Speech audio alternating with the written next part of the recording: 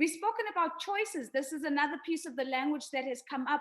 And of course, this really was born from you also saying, look, we need to talk about a just transition, but let's also talk about an affordable transition. So all of these nuances are really coming to the fore. Let me check in with you. Anything that you'd like to react to in the conversation before we talk a little bit about the presidency of the G20? All of these decisions are going to be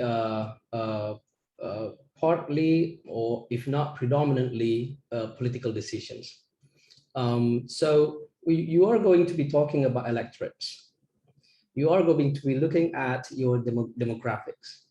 Now, as a country like Indonesia, we are a young country.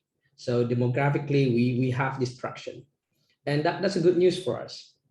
But we still know that the industries are not really millennials industry. So we need to connect between the younger generation with the existing industries that are working on right now. But in reality, though, clearly every country will have different situation at the moment. And for example, like Indonesia, we over 70% of our electricity generated by coal. And how do we transition out from that? This is a very practical, very reality check kind of question. And we have to talk to the industry as well, because the cost is going to be distributed.